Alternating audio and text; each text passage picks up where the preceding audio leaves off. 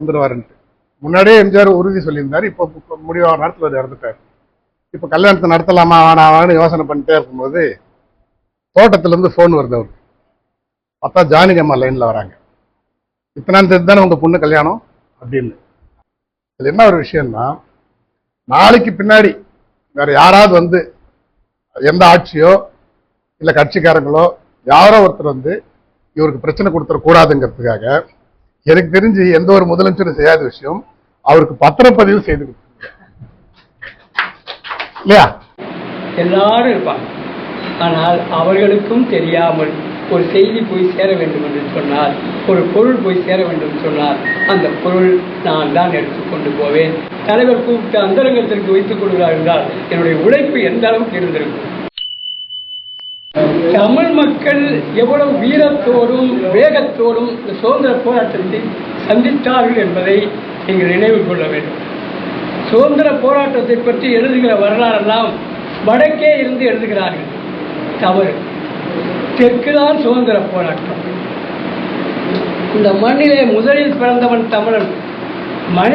மனித மாந்தன் தோன்றியதே தமிழகம் என்கிறான். மாந்த இனம் தோன்றியதே தமிழ்நாடுதான். பகலில் ஆற்றுடன் பன்மடை அடுக்கத்து குமரிக்கோடும் கொடுங்கல் கொள்ள என்று சொன்ன அந்த இடத்தில் தான் மாந்தன் பிறந்தால் மாந்த இனம் உருவாயிற்று. அதற்கு பிறகுதான் உலகம் பூரா மாந்தர்கள் உண்டாகினார்கள். இந்த மொழிதான் உலக மொழிக்கெல்லாம் தாய்மொழி. அது பல்வேறு விதமாக மாறி இதையெல்லாம் ஆராய்ந்து இதையெல்லாம் உலக ஆய்வாளர்கள் மத்தியிலே நிரூபித்து காட்டி அதற்கு பிறகு தமிழன் எவ்வளவு வீரத்தோடு வாழ்ந்தான் என்பதற்கு இப்போது கீழடி போன்ற இடங்கள் எல்லாம் உங்களுக்கு சாட்சியாக அமைந்து கொண்டிருக்கின்றன. அன்று சொன்னது இது நடக்கிறது. காந்தியால் சுதந்திரம் வாங்க முடிந்தது. இதை நினைவில் வைத்துக் கொள்ள வேண்டும்.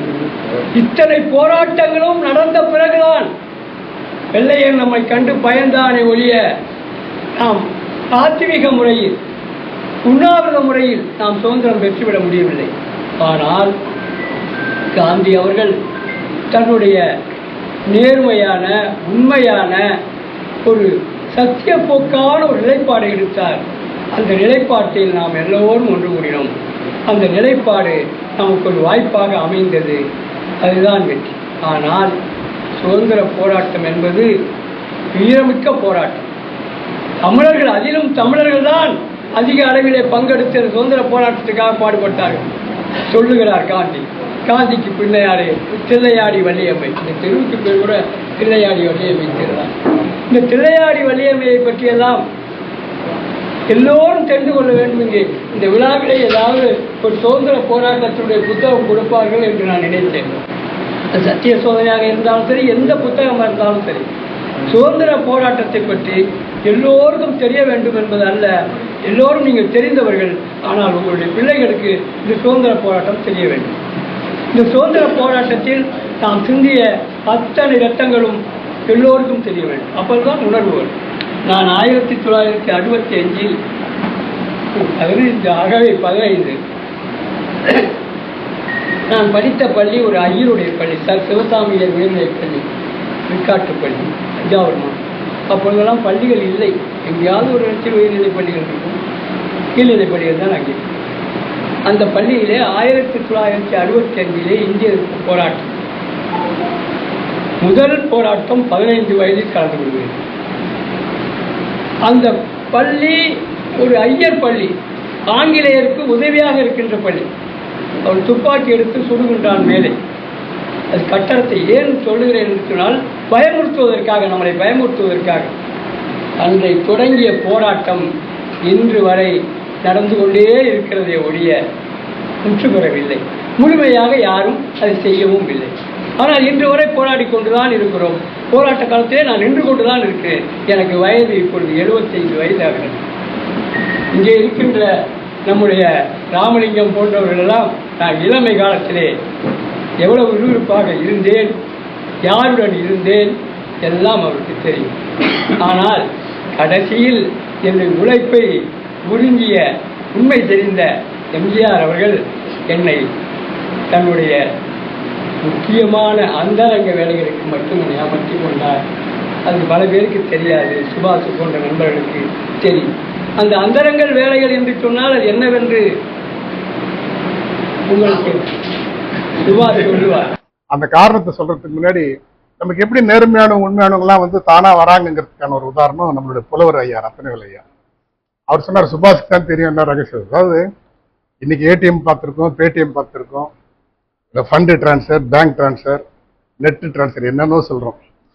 ஆனா அதெல்லாம் எல்லாத்துக்கு முன்னாடியே புரட்சி தலைவர் மக்கள் திலகம் எம்ஜிஆர் ஒருத்தருக்கு உதவி செய்யணும்னு சொல்லி, யாருக்கும் தெரியாமல் ஒரு உதவி செய்யறேன், இல்லை ஒரு பிரச்சனை இப்போ உனக்கு வந்து சேரும் அப்படின்னு சொல்றாருன்னா, அன்னைக்கு இருந்த ஒரே டிரான்ஸ்ஃபர் யாருன்னா புலவர் ரத்னவேல் ஐயா தான். எப்படி வந்து அந்த இடத்துக்கு போய் சேருன்னே தெரியாது. எத்தனை பேருக்கு தெரியும்னு தெரியல. ஒரு 16mm ப்ரொஜெக்டர்ல ஒரு ஸ்கிரீனிங் நடந்துச்சு ராமாவரம் தோட்டத்துல. ப்ரொஜெக்டரு பிலிம்லாம் உள்ள போச்சு, யாரும் உள்ள அலௌடு இல்லை. அமைச்சர்கள்லாம் வெளியே உட்காந்துருக்காங்க. என்ன நடக்குதுன்னே தெரியல.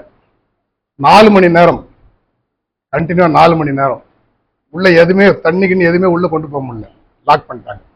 4 மணி நேரத்துக்கு அப்புறம் கதை திறந்ததுக்கு அப்புறம் ப்ரொஜெக்டர் 16mm ப்ரொஜெக்டர் பிரிண்ட் எல்லாம் வெளியே போச்சு. என்னன்னு பார்த்தா தில்லானமோகன் நம்பாள் படம், 16mm படம். ஆர்எம்ஐ உட்பட பெரிய எல்லாம் ஆளுங்களாம் இருந்தாங்க. இந்த படத்தையே என்னத்துக்கு தலைவர் போட்டு பார்த்துன்னு புரியலையே. அதுக்கப்புறம் வெளியே வராரு விடுதலை புலி பிரபாகரன் அவர்கள். விடுதலை புலி பிரபாகரன் அவர்களுக்கு புரட்சி தலைவர் எம்ஜிஆர் தமிழ் கலாச்சாரம் என்னன்னா, தமிழ் பாரம்பரியம் என்ன அப்படிங்கிறது அந்த படத்தை போட்டு காமிச்சு அவங்களுக்கான ட்ரெஸ்ஸுக்கான ஆர்டர் அன்னை கூப்பிட்டு இஷ்யூ பண்றாரு.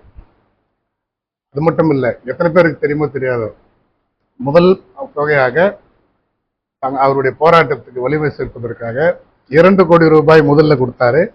அதற்கப்புறம் 5 கோடி ரூபாய். அன்றைய காலம் நினைச்சு பாருங்க. அந்த காலகட்டங்கள்ல 80sல 2 அப்புறம் 5 7 கோடி ரூபாய் இருந்தாரு. அந்த தொகையை கொண்டு போய் கொடுத்தவர் ஐயா நெடுமாறன் ஐயா. அதே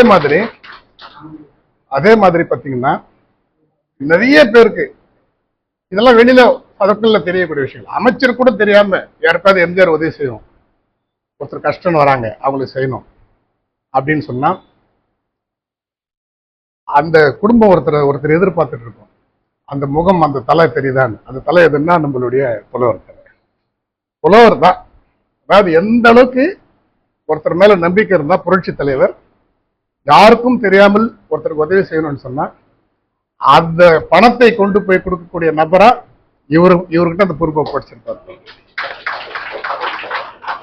அதுக்கு இன்னொரு விஷயம் என்னன்னா, சிலர் எப்பவுமே சிலருடைய கல்யாணத்தெல்லாம் ஒரு ப்ரோக்ராம் போட்டு வச்சிருந்தார். அப்புறம் எம்ஜிஆர் இறந்துட்டாரு. ஒருத்தருக்கு ஒரு பொண்ணு கல்யாணம் வந்துருவாருன்ட்டு முன்னாடியே எம்ஜிஆர் உறுதி சொல்லியிருந்தாரு. இப்போ முடிவான நேரத்தில் அவர் இறந்துட்டாரு. இப்போ கல்யாணத்தை நடத்தலாமா வேணாமான்னு யோசனை பண்ணிட்டே இருக்கும்போது தோட்டத்திலிருந்து ஃபோன் வருது அவருக்கு. பார்த்தா ஜானகி அம்மா லைன்ல வராங்க. இத்தனாம் தேதி தானே உங்க பொண்ணு கல்யாணம் அப்படின்னு. ஆடி போய் என்ன கல்யாணம் நிறுத்திருந்தா என்ன யோசனை இருந்தாங்க. ஆமாம்மா, சரி நீங்க வாங்க அப்படின்னு போனா ஒட்டுமொத்த சீரும் பணமும் அவங்க எடுத்து வச்சிருந்தாங்க. அவருக்கு ஆச்சரியமாயிடுச்சு. அப்ப ஜானகி அம்மா சொல்றாங்க, தலைவர் எல்லாத்தையும் எழுதி வச்சிருக்காரு. தலைவர் ஒப்புதல் கொடுத்த உடனே நான் இல்லைனாலும் இதெல்லாம் நடக்கணும்னு எழுதி வச்சிருக்காரு. அப்போ தன் மறைவுக்கு பிறகும் நம்ம சொன்ன ஒரு வாக்குறுதி நிறைவேற்றணும்னு சொன்ன எம்ஜிஆர் அதே மாதிரி இன்னொரு செயல் என்னன்னு சொன்னா, நான் பொறுப்புல இருக்கும்போது பதவியில் இருக்கும்போது வீடு தரலாம், எல்லாம் தரலாம். புலவருக்கு அவரு கொடுத்துருக்கிறாரு. இதுல என்ன ஒரு விஷயம்னா, நாளைக்கு பின்னாடி வேற யாராவது எந்த ஆட்சியோ இல்ல கட்சிக்காரங்களோ யாரோ ஒருத்தர் இவருக்கு பிரச்சனை கொடுத்துட கூடாதுங்கிறதுக்காக எனக்கு தெரிஞ்சு எந்த ஒரு முதலமைச்சரும் செய்யாத விஷயம் அவருக்கு பத்திரப்பதிவு செய்து கொடுத்தாங்க இல்லையா? ரசீது உட்பட இதெல்லாம் ஆக்சுவலா பாத்தீங்கன்னா அவரு இதுல என்ன ஒரு விஷயம்னா அவர் நினைச்சிருந்தாருன்னா அன்னைக்கு எவ்வளவோ கொள்ளை அடிச்சிருக்கலாம், எவ்வளவு மிஸ்யூஸ் பண்ணிருக்கலாம், எவ்வளவு சம்பாதிச்சிருக்கலாம், எத்தனையோ பதவிகள் பொறுப்புகள் போயிருக்கலாம். இன்னைக்கு அமைச்சரா இருக்கக்கூடிய ஒரு பல பேரெல்லாம் இவர் வந்து நேரம் வாங்கி கொடுத்து பார்க்க வச்சவரு, எம்ஜிஆர் கிட்ட தவறாக புரிதல் உள்ளவங்களெல்லாம் இவர் சேர்த்து வச்சவரு, புரிய வச்சவர், இந்த மாதிரிலாம் செஞ்சவர். இன்னைக்கு அங்க இருக்கக்கூடிய எத்தனையோ முக்கியமான பெரிய பெரிய மண்டபங்கள்ல இருந்து எல்லா இடமும் வந்து பாத்தீங்கன்னா அவர் தான் ரொம்ப சாதாரணமா அந்த இடத்துக்கெல்லாம் உரிமை வாங்கி கொடுத்து எல்லாம் செஞ்சு கொடுத்தவர். ஆனா அந்த மாதிரி என்ன ஒரு விஷயம்னா, அவருக்கு வந்து பெரிய சொத்து அதெல்லாம் இல்லை. ஆனால் எம்ஜிஆருடைய நம்பிக்கைக்குரியவருங்கிறது இல்ல, இதோட பெரிய சொத்து உங்களுக்கு வேற எதுவுமே தேவை கிடையாது.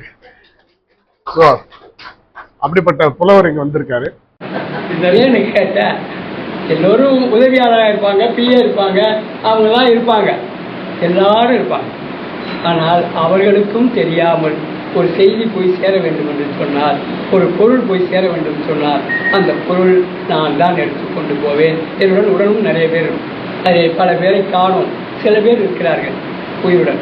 இப்படி நம்முடைய வாழ்க்கை தரம், தமிழுடைய வாழ்க்கை தரம் நேர்மையும் உண்மையுமாக இருந்தால ஒழிய, நான் எங்கேயோ பிறந்த ஒரு கிராமத்து பையன், என் குடும்பம் பெரிய குடும்பமாக இருக்கலாம், என் அண்ணன் தம்பிகள் ஐஏஎஸ்ஆ இருக்கலாம், அது அல்ல. என்னுடைய யோகிதாமிசம் என்னவென்று தெரிந்து எங்கேயோ இருந்த ஒரு பையனை, செங்கிப்பட்டி என்ற ஊரில் இருந்த பையனை தலைவர் கூப்பிட்டு அந்தரங்கத்திற்கு வைத்துக் கொள்கிறார் என்றால் என்னுடைய உழைப்பு எந்த அளவுக்கு இருந்திருக்கும். ஆனால் இன்று வரை அவர்கள் கொடுத்த சோறு, அவர்கள் போட்ட பிச்சை, அவர்கள் போட்ட வீடு, அவர்கள் செய்து வைத்த திருமணத்தில் தான் நான் வாழ்ந்து கொண்டிருக்கிறேன், என்னுடைய பரம்பரை சொத்தில் அல்ல. இதுதான் மிக முக்கியம். இந்த முக்கியத்துவத்தை உணர்ந்துதான் நாம் பாடுபட வேண்டும். எந்த செய்தி எடுத்தாலும் தன்னலம் இல்லாமல் அந்த போராட்டத்திலே உள்ளே புகுந்து வேலை செய்ய வேண்டும். எந்த வேலை கொடுத்தாலும் அது சிறப்பாக செய்து முடிக்க வேண்டும் என்ற எண்ணம் வேண்டும். ஆனால் கொஞ்சம் இப்பொழுது தடுமாற்றம் என்னவென்றால், நமக்கெல்லாம் குழந்தை குட்டிகள் இருக்கின்றன, அலுவல் இருக்கிறது. எனக்கு அரசு உத்தியோகம் கொடுத்து நான் இப்பொழுது ஓய்வூதியம் வாங்குகிறேன் 35,000 ரூபாய். நான் அரசு ஊழியத்தில் வேலை செய்ததே எனக்கு தெரியவில்லை. அது ராமலிங்கம் போன்றவர்களுக்கு தான் தெரியும். நான் எங்கே இருப்பேன், எங்கே வேலை செய்வேன், எப்பொழுது வருவேன் என்று யாருக்குமே தெரியாது. அந்த சூழ்நிலையில் எனக்கு எல்லா வீடு கொடுத்து, திருமணம் செய்து வைத்து, வேலை கொடுத்து, இவ்வளவுக்கும் காரணம் என்ன? என்னுடைய உழைப்பு, என்னுடைய நேர்மை, உண்மை. இதை உணர்ந்துதான் நாம் செயல்பட வேண்டும். ஆனால் நம்மளுக்கு இருக்கிற பின்புலம் கொஞ்சம் சரியாக இருந்தால் தானே அதை செய்ய முடியும். நம்மளே வீட்டுக்கே செய்ய முடியாத சூழ்நிலையில் நாட்டுக்கு எப்படி பணியாக இருந்தாலும் அந்த குடும்ப சூழ்நிலையிலும் தன்னை நிகழ்படுத்திக் கொள்ள வேண்டும். நம்முடைய சுதந்திரம் எப்பொழுதும் சுதந்திரமாக இருக்க வேண்டிய, மற்றவர்களுக்கு அடிமையாக இருக்கக்கூடாது என்பதை உணர்த்துகின்ற இந்த விழாவிலே என்னையும் பங்கெடுத்து பேச வாய்ப்பளித்த நண்பர் சுபாஷ் அவர்களுக்கும் இங்கே கூடியிருக்கிற எல்லோருக்கும் என்னுடைய நன்றியை தெரிவித்து விடைபெறுகிறேன். நன்றி.